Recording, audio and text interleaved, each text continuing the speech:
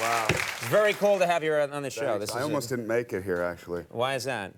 Well, I mean, not like to the show, but just now, because I had to, I'm sorry I'm saying it on your show, I had to urinate. You had to urinate. I did. And How I had dare to you run talk here. about I'm urination sorry. on this show? I'm sorry. That's okay. But Well, thanks for letting me use your bathroom and your dressing room. I appreciate it. That's all right. You bet. Yeah. It's a Hey, you know what? What? I love being on the show. Thanks Yes? for having me on the show. Oh, you yeah. don't know this, but, No problem, but I yeah. used to live on the Upper West Side, you know, here in New York. And it was when I was a struggling actor and all this kind of stuff, right? And, you know, I would walk the streets because I didn't really have anything to do. I didn't have a job like you had. And I used to see you, and I don't know what it was, because every time... Where would you see me? on the Upper West Side. And I don't know if you live on the Upper West Side anymore. I live on the Upper West Side, yeah. Okay, yeah. so anyway, I'd be walking around, and there you would be with your dog. You had a dog. And for some reason, that every time I saw you, there was nobody else around. I mean, in New York, when you see somebody, there's always a lot of people, and you know, you have protection. Right. But every time I saw you on the street, it was alone, and you'd always look back at me with your dog. You'd see me, and then you'd go like that. Every time.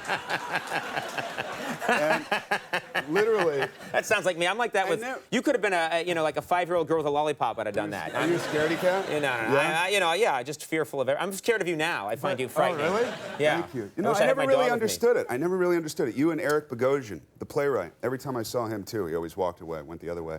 Really? Yeah. It's, Maybe this is something really about built you. up my confidence. You know. Well, it's good because, you know, it means that you're a menacing badass. I This guess. is good for you. Now, I've just used it to my favor now. You know, what's interesting, you now so well, you can play these tough, I mean, in No Country for Old Men, I thought your performance was brilliant, but Thanks. you were playing this guy, one of the toughest guys, an iconic film figure, I believe. It was just a great character. But what's interesting is when you started out in the business, you had a different image. You had kind of a pretty boy image, do you know? Yeah, you did. Like you do now. Yes, like me, yes. Yeah. Good to see you. How are you? Oh, yeah. You know, but you know what I mean? It was sort of a little bit of a clean cut, hi, I'm Mr. kind of attitude well, I mean, at first. still, I don't grow a lot of hair right here, you know. I mean, I don't know. I had the square jaw. And I mean, Sean, like, last year we went to Toronto, right? No Country for Old Men.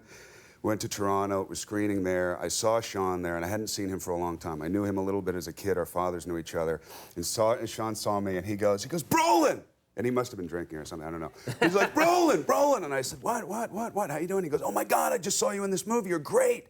You're fantastic, man. I'm so happy for you. I go, oh, thanks. And he goes, you know, I mean, when I knew you back when, you were kind of a pretty boy. You had the square jaw, the little nose.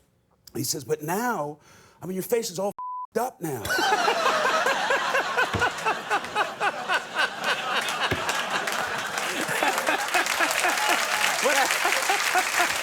Thanks. Oh. And you know, you have that moment where you're like the dog with the high-pitched sound. You're like, huh? You know? And he said, no, it's all good for you. Your career's going to take off. And, you know, there we go. You never know how to take those things. Yeah. No, I know. Well, you know, also, let's talk about your dad for a second. Your dad, James Brolin, one of the most handsome men in the world. Truly, this guy, tall, dark, and handsome. Yeah. What's your guys' relationship like? No, we have a good relationship. I mean, he's incredibly supportive. I got into this business. I didn't really want to get into this business, and then I took an acting class, an improv class, and I really liked it a lot. But I don't know. You know, I mean, you have the story of like Sean Penn and my up face, and then you have my dad screwed up face. For some whatever. You can you beep it? No, we don't have money to beep stuff anymore. I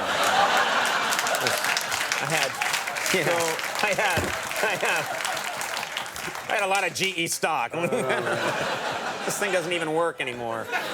But my dad, you know, there comes a point, I'm going to say it once more, and just because I need to, but there was a point my dad was talking to, or he was talking to me, I was sitting next to him, and I'm just kind of looking at him, you know, and he's talking to me, and suddenly I don't really hear what he's saying, and I'm kind of looking at his mouth, and I'm looking at his perfect hair and his eyes, and I go, can I interrupt you for a second? And he goes, yeah. Yeah, what? And I said, you know, if I were a chick, I'd right now. Oh, my God!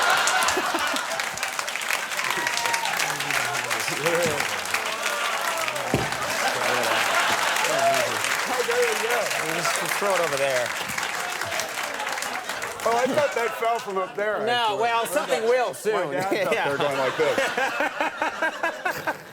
I gotta ask you. No more expletives. No more. You promise? No, this is going G. Yeah, don't worry. We drove when the Mr. I love the Lion King. Yeah.